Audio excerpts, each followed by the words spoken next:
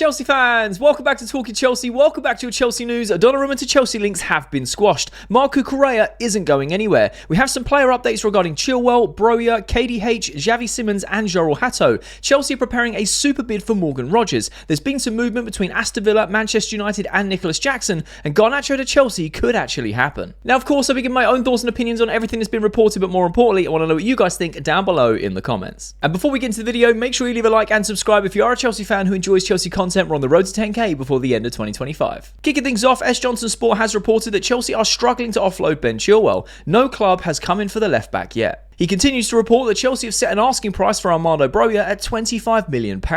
And he finishes his report by saying several Premier League clubs have inquired about KDH. Chelsea will only consider a permanent sale and will demand a fee of £30 million. Now, when it comes to these three players, I find it very interesting. Ben Chilwell has been frozen out. He's no longer part of Chelsea's plans and Maresca's plans.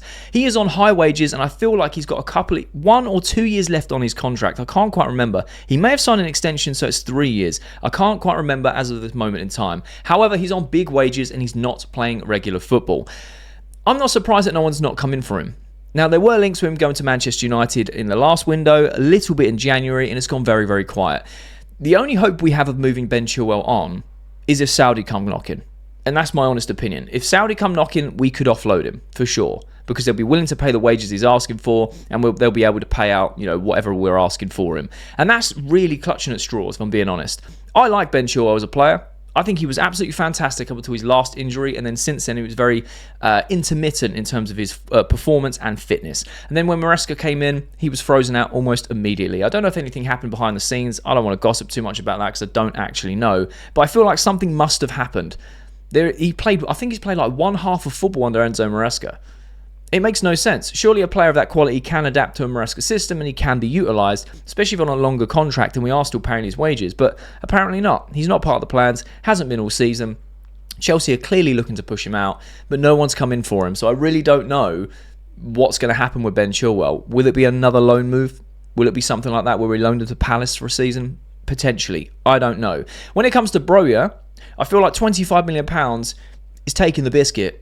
I'm going to be honest, I like Broja. We know that he's been riddled with injuries. He's not hit the heights that we wanted him to. He is a Cobham graduate. He's one of our own in that sense. It is pure profit. And I know that this is an inflated summer transfer window, but asking for £25 million for Broja is a big ask, in my opinion.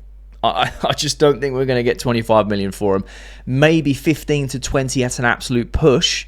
I think 15 is more realistic. 20 at a push. 25...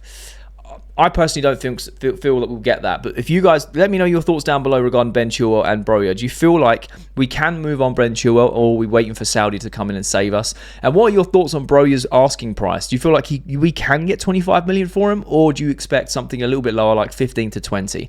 Let me know your thoughts and opinions on that. But when it comes to Kieran Dewsbury Hall, we know that we've got a lot of Premier League clubs interested. Fulham were the ones with the heaviest interest that were willing to pay the £30 million, and they were going to advance if they could see a potential deal happening. That's gone a bit quiet. We spoke about it a few days ago, and obviously they're really heavily linked with Raheem Sterling as well. Chelsea looking to subsidise his wages to make the move happen. I feel like that in itself is a very good deal. Get Sterling off the books. He can go to a Premier League club. I think he'll do very well at a club like Fulham. And I feel the same with KDH. I feel like he has an important role within the squad currently, and I feel like he does his job very well. At the same time, if Chelsea are looking to offload him for £30 million, no wonder there are several Premier League clubs that are interested. I think it's just a matter of fact of who's willing to stump up £30 million for him. He's now a world champion. He's won a European trophy. He's helped a team qualify for Champions League. He's got that stature. We can demand 30 million. He's an English player, so he counts as a homegrown player on your roster. So I feel like there is going to be demand for him. I feel like West Ham were linked very early in the window. That's gone very, very quiet. And now obviously Fulham look to be heavily invested in the potential purchase of KDH. So it'll be very interesting to see how that pans out. Like I said, I feel like we should keep him for another season. I feel like he does have a job to do. But a lot of you guys did mention in the comments section of those videos when I asked whether KDH has a future. A lot of you guys said that his role is going to be replaced by Andre Santos. And that's absolutely valid. I can totally see that happening. Because as much as I feel like Santos will get a lot more minutes across the season than someone like KDH, for example, he did feature a lot in the Conference League, and obviously we're not playing in that competition, so it would have been more cup games, FA Cup games, that type of thing. But I think you're absolutely spot on that Chelsea can now look to move KDH on for around £30 million because Santos is going to take that role and actually excel in it and play a lot more minutes. So that makes a lot of sense to me. It's just from an emotional fan standpoint. I'm like, oh man, he went under the radar, did his job very well, and I feel like there's still a role that he could fulfill. But I'll take 30 million for him. I'll take 30 million for him. I'm just going back in time when I was younger, which is a long time, by the way.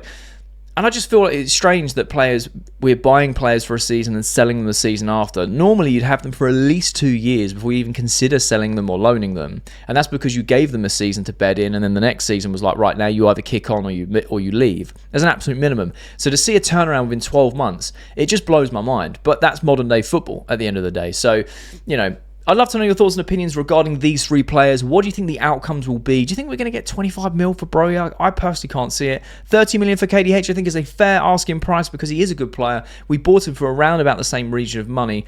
I feel like he's not, gone any lower in value really. It's the amortization of his contract, but I feel like we can definitely get £30 million for him. I think he is a good Premier League player.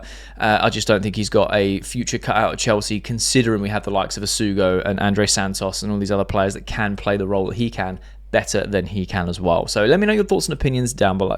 Matt Law has reported that despite reports in France, Chelsea are not currently among the clubs interested in signing goalkeeper Donnarumma. Now this is going to make a lot of you guys happy because yesterday in the comment section, man, it was a free-for-all and I absolutely am here for it, right? I love it. Thank you so much for how engaging you guys are. A lot of you are like, we don't need Donnarumma. He can't play with his feet. He's awful. Sanchez is better. We're not going to pay his wages. Hey, look, I hear you. I said that in yesterday's video as well. I don't see Chelsea paying 200 to 300,000 euros a week, whatever that would be in British pounds, 200k to 250k a week. I just don't see us doing it, right? However, I also said I respect the board that come out very quickly and squash any sort of links where we're not actually linked to a player. They're quite happily let the players that we are linked with, all the stories kind of rile up and excitement build. But when we're not linked with a player, they're very quick to come out and say, this is not a player we're linked with. And I do respect that. And we were kind of waiting for it, right? We had 2 days ago, we had like some really weak links in in France. And then yesterday, it was a bit of a stronger link of like, he's set to leave PSG. These are the clubs that are interested. And now they've come out and said, yeah, no, we're not after Donnarumma. So a lot of you guys can kind of... you can exhale. We're not going after Donnarumma. And I think it does make sense when you really think about it, right? I always like to play, both sides of the coin, essentially. No pun intended. Great creator, by the way. And like I've always said to you guys, I react to the headlines. I give my opinions. I ask for yours below. And I listen to it. I read all the comments. Sometimes I don't have time to respond to them all, but I will get round to them. And when it comes to Donnarumma, it's such a split decision. So many of you guys are like, we have Sanchez. He's better at Donnarumma than Donnarumma. Donnarumma's had a few seasons where he's not been great. I hear all that. I honestly do. And you make very, very valid points. I just thought it was interesting to talk about because if we are interested in someone like Donnarumma, who is a top 5 keeper in Europe right now, regardless of what we think about it, that they are statistically the facts, he is. I just thought it wouldn't be unlike Chelsea to at least explore a move, right? Because we've seen some wild ones. We're going to talk about some wild transfer sort of rumours going on later on in the video. And again, it kind of brings it back as full circles. You just never know what Chelsea are willing to do or are trying to do, which kind of makes the whole thing exciting, right? But yes, Chelsea are not going after Donnarumma, which is good news for a lot of you. And to be fair, it makes a lot of sense as to why we're not. It would be a lot of money. It would be a lot of money on the wages, a lot of money on the transfer fee as well. I honestly feel like Donnarumma will end up signing an extension at PSG, or there'll be some absolute rogue move, like he goes to Galatasaray for big money. Because like I said yesterday's video, Galatasaray are secretly building a super squad, man, with the signings that they've got. But Chelsea are not interested in Donnarumma. Let me know your thoughts and opinions down below. Are you relieved that Chelsea are not interested in Donnarumma? Are you one of the fans that would love for us to go for Donnarumma because he is a good goalkeeper? Let me know your thoughts and opinions down below. Bobby Vincent has reported there is zero chance that Marc Cucurella leaves Chelsea despite reports linking him with Al Nassr. Now again, this is a report that we knew was coming, because Marc Cucurella is untouchable. And again, you guys showed so much love for Cucurella, and I love to see it. Some people were saying he's worth 400 million, 200 million, 150 minimum. Give us 200 million and like, all these other players in return. And I feel it, right? When I reported on it, or, reacted to it yesterday, I even said, like, it could just be paper talk. It's just one of those things, or a friend of a friend has kind of leaked a tweet or whatnot, because it was basically Ronaldo saying, we want him at Al Nassr. They need to go sign him. And I even said yesterday's video, that is such a validation. for how good Marc Cucurella is, Ronaldo was like, yeah, we need to go out and buy him. But Chelsea have zero chance of selling him, and we knew this was coming, so everyone can sort of not panic. I don't think anyone saw any concrete to it. It was just quite an interesting thing to react to and get people's opinions on. But I love the fact that everyone is in unison. He is untouchable. If he were to give us money, it would be absolutely astronomical money, like it would be for Caicedo, like it would be for Cole Palmer, etc. But they aren't leaving Chelsea. They just aren't. They're so integral to the way that we play. Cucurella is the best left back in the world, current form. He just is. He's been super consistent for the last 18 months. Very happy that, again, the board will come out and squash this very quickly. They're like, whoa, nah, he ain't going anywhere. Zero chance. Not even going to listen to anything. Not going anywhere. So it is a bit of a relief. We can kind of see this coming. But again, a lot of you guys can kind of exhale. It's not happening. It was just something to react to yesterday. And the comments yesterday, the conversation that people were having, I'm here for it, man. I'm here for it, so I really do appreciate it. But let me know your thoughts and opinions. Are you relieved that Chelsea are not even considering selling Marc Cucurella? Or do you feel like it's a missed opportunity to get an extortionate amount of money, which I don't think anyone would pay anyway? But I'd love to hear your thoughts and opinions regarding Marc Cucurella staying at Chelsea. I, for one, am very relieved and very happy. But at the same time, I didn't think he was ever going to be sold. He is one of Chelsea's untouchables. Fabrizio Romano has reported that Chelsea and Ajax have progressed in talks with Jorrel Hato on Monday, deal at the final stages. Hato ready to sign a long-term deal at Chelsea with the two clubs close to a full agreement. Liam Twoney has reported that Jorrel Hato stands at 6 foot. He also possesses a remarkable number of similar qualities to Marc Cucurella. As a left back, he can overlap into crossing areas, invert into midfield to help the team control the middle of the pitch, or drive into the final third. Now, I thought it was just very interesting to have like a bit of a player profile breakdown for people out there who haven't seen so much about Hato, have not been doing much research, and maybe the first time they're hearing about the Hato sort of seriousness of where the stages are in the deal. The other thing that's quite annoying is I feel like you guys will resonate with this. We just want the deals done. I'm not going to spend so much time on this because we're just waiting for that. Here we go. We've gone over Jorrel Hato a lot in recent weeks. We've gone over Xavi Simons a lot in recent weeks. But it is nice to kind of get that reiteration that it is going to happen. It's just a matter of time. They're just negotiating that final price. I'm very excited to see him be playing a Chelsea shirt. But being a 6 foot guy who could play left back, basically like for Cucurella, is amazing news because it just means Cucurella doesn't have to play as many minutes across a season and we aren't risking burning him out or risking injury from overplaying, which is amazing news. It genuinely is. That guy played way too many minutes last season. And the fact that he can also play as a centre-back gives us even more variety and depth in centre-back position as well. So like I've said many, many times, it's a perfect signing. Someone who can overlap, can invert, and drive into the final third. These are everything that Maresca wants from his fullbacks. So it's perfect. We are just waiting. It's a matter of time. Fabrizio Romano on DAZN Football has actually released a here we go meter, which I thought was very strange. But Hato to Chelsea is an 80% chance currently, and Simons to Chelsea is a 70% chance. I have never heard of a here we go meter. Never heard of a here we go meter, but apparently that's a thing now. 80% chance, 70% chance. Maybe this is Fabrizio's way of saying, yeah, this is dragging on a bit. I need to try and figure out a way of like letting people know where we're actually at rather than just regurgitating the same stuff every single day. Because even he must be like, we need to freshen this up. We need some fresh reports, what's happening. And, I totally respect that. But look, 80% chance, yeah, cool. And 70% chance for Simons. Look, I feel like both of these deals are going to get done. It's just a matter of time between the clubs to agree a final figure.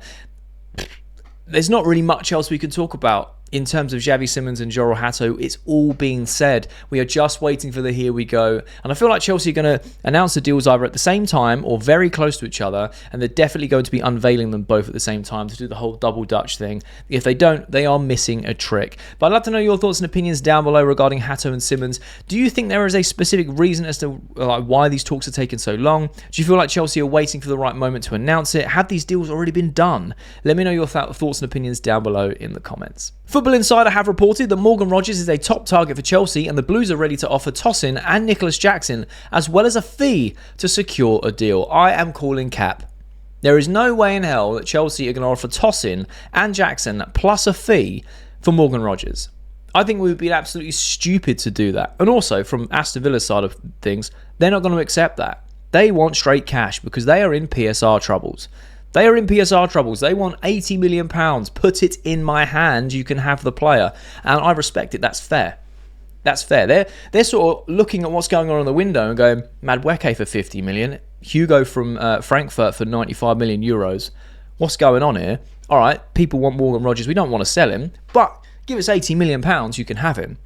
Now, we know that Chelsea are very invested and very interested in Morgan Rogers, and there was potentially some sort of like not swap deal, but swap deal of Jackson going to Villa and Morgan Rogers coming to Chelsea. That would still include money, I feel, because again, Villa aren't going to want to take a straight swap. The fact that Tosin is in there baffles me, because he's been our most consistent defender.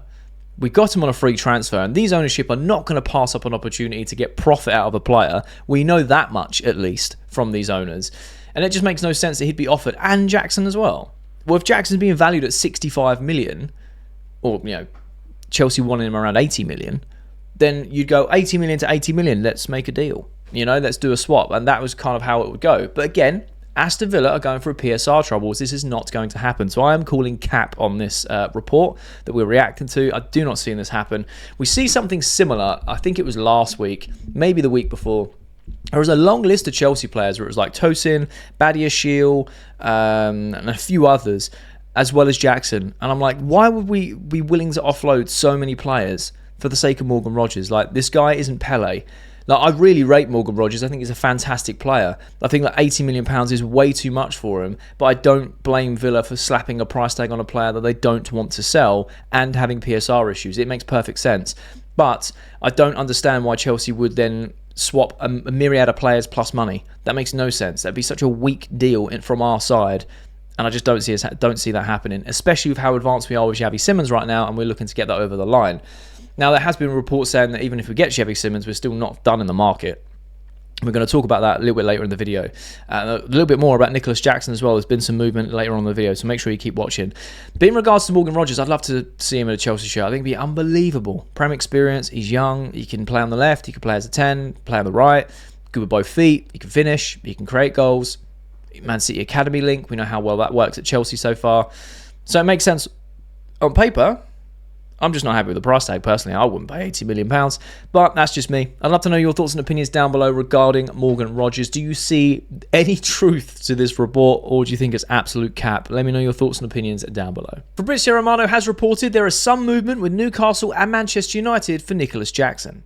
Laurie Whitehall has reported that Manchester United have ruled out a move for Nicolas Jackson due to cost. The Telegraph have reported a potential route for Jackson to join Aston Villa appears to be shut by Aston Villa's desire to keep Ollie Watkins. They then go on to report that Chelsea value Jackson north of £60 million, but there is a school of thought the club could allow him to leave for a smaller price to keep him away from a Premier League rival. And Matt Law has reported that Juventus want to move out Vlahovic, and if they do, then there is every likelihood they will be targeting Jackson. Sources believe Juve would be able to pay around £60 million for a striker if Vlahovic went, and Jackson's wages would not be prohibitive. This is very interesting because, again, there is a shortage on number 9s, and we know that Jackson's future is basically on the wall. We know that Chelsea are not looking to sell him. We're in a very good position. I spoke in depth about that yesterday, where if we keep him, we're laughing. And if we sell him, we're laughing to the bank because, again, we're just going to get an inflated price for someone like Nicolas Jackson, who still has a lot of years to sort of progress, get better, and he's still very young and is an international player with Premier League experience, right? Now, the interesting thing here is Manchester United have shut the door. They're like, yeah, too expensive. We can't. But they're still talking with the likes of Sesko, apparently, which is wild because it'll be very similar money for someone with no Premier League experience. Regardless, they seem to have shut the door because they think it's too expensive. Fair enough. Fair enough. Newcastle were interested. They're valuing him around £65 million. We asked for £80 million. We covered that in yesterday's video. Fair enough. Aston Villa have said, if we're keeping Ollie Watkins because we want to, he's one of our best players, then Jackson probably isn't going to come to us either. So that leaves Newcastle in the Premier League that are very actively trying to secure Jackson, or at least exploring their options, because they're also talking to Sesko's agents. They are planning for the departure of Isak to Liverpool, which is pretty much inevitable at this point. Now Juve have come in and said, look, if we offload Vlahovic, I think that's how you pronounce his name, I apologise if it's not. If we offload him, then we have 60 million. We'll come in and buy Jackson. We'll come buy Jackson for £60 million, because I don't see that, if as long as the wages aren't an issue, which I don't see them being an issue. I can't remember what Jackson's on. It's not a huge amount of money in football terms, like relative football terms. I don't see that being an issue. I think Jackson would do very, very well in the Serie A. I've said this many times, but a lot of the Italian clubs just don't have the funds. If Juve have come out and said, look, we're looking to move a striker on, but we have the money. We can pay 60 mil. If that's what you want 60 M's for Jackson, we can pay that. As long as his wages ain't mental. then this could be another potential route. So it's looking like there is movement. United have said no. Villa are basically saying no because they want to keep Watkins. And then you've got the likes of Juventus that are saying, hey, we'll be interested at 60 mil. And then you've got Newcastle that are valuing it around 65 million. But I like the way what Chelsea are doing here is they're saying, we'll let him go for a little bit of a lower fee if it's not to a Premier League rival.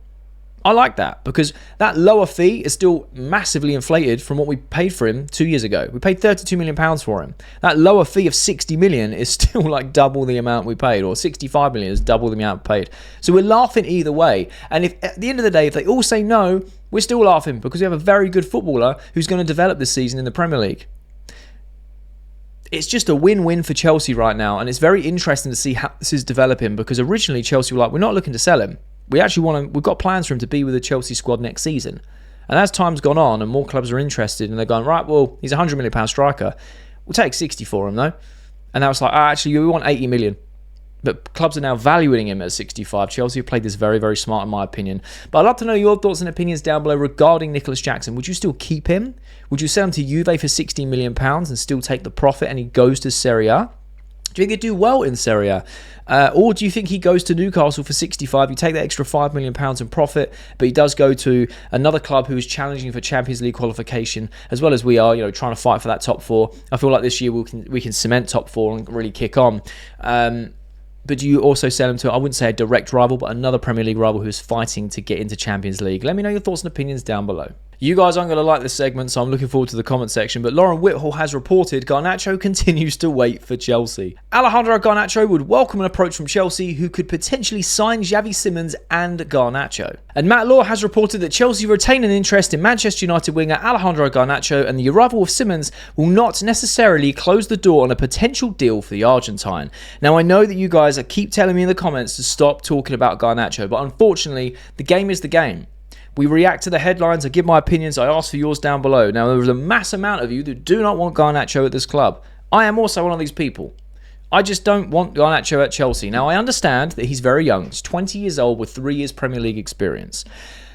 There's been some attitude or discipline issues, inconsistency in performances. Of course, he's very young. That's going to happen. The one question I have, though, is that Manchester United wanted mega money for him. They've slashed that down. He's obviously wanted to go since the end of the season. He's been very vocal about that publicly. United have also been like, yeah, we want rid of him. Amarin doesn't want him for the plans. Fair enough. My one question is, why has no one come in for Garnacho? He's been readily available all season. He says he wants to stay in the Premier League, which is fair enough. He wants the best for himself. He is a young winger. I think he obviously can still go on and develop and be a really, really good player. I just don't want him at Chelsea personally because I feel like yes, his profile makes sense for Maresca, but I just don't want someone coming in and unsettling that dressing room. And yes, you can have someone like Enzo Fernandez there, who is a fellow Argentine, who can kind of put a arm around his shoulder, take him under his wing, and kind of settle him in and say this is how things happen here, not Manchester United. Because a lot of people said the same thing about Jadon Sancho, right? They said he's a problem. It's all him. He comes to Chelsea, unbelievable professional. Everyone had nothing but good words to say about him. Trained well, played to his best of his ability, wanted to stay, loved the place. So it could be the environment he's in. That's also a valid option. But again, going back to my question, why has no one come in for Garnacho this summer? Is it because no one really rates him? Is it because Manchester United are asking for too much money? Or is it because he wants to stay in the Premier League? The Premier League clubs are just like, we don't want him to disrupt our back end of everything, players, staff, coaches, whatever it may be. I don't really know. I don't want to pin all of that on him. I'm just very curious to know your thoughts and curious in general as to why no Premier League club has come in for Garnacho, and it's only Chelsea that have been interested since January. It has not gone away.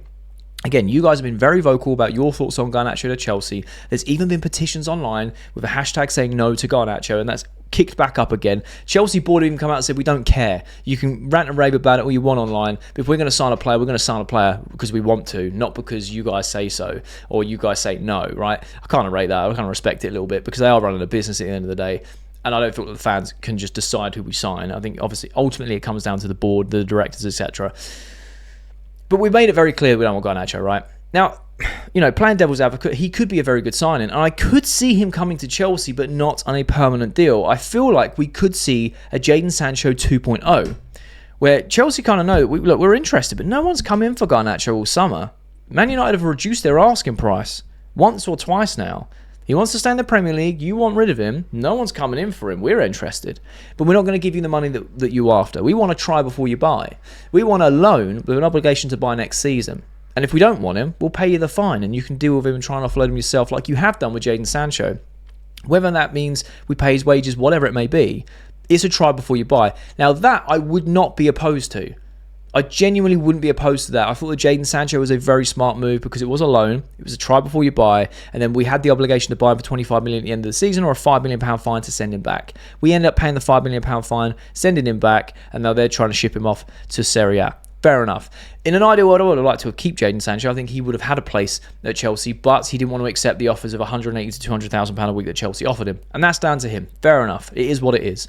But with Garnacho, a young player who has Prem experience, I would not be opposed to a loan move with an obligation to buy like a Jadon Sancho deal, because there's no pressure on him and there's no pressure on us at all. We get him on loan. If he ain't playing well, he doesn't suit the system and we're not getting on with him as a club, we can just send him back next season. It's no issue. And we'll pay the little fine, whatever, that's fine. But if he does kick on and becomes incredible on Enzo Maresca, we then go, sweet, we'll pay the money, not a problem. I think that is probably the most logical and smartest way to go about it. I know that the fans are not going to be happy regardless either way, whether we go for Garnacho or we don't, because there are a lot of Chelsea fans who want Garnacho as well. And I hear you, I see you. But I'm very curious to know your thoughts down below regarding this entire saga, because it's not gone away. It's not gone away, and I know you guys keep telling me to stop talking about it, but I can't. The game's the game. I react to what's being spoken about our club. I give my opinions, you give yours. That's how this works. So I'm very curious to know your thoughts about it. You know, the whole Garnacho to Chelsea. Do you want a permanent move?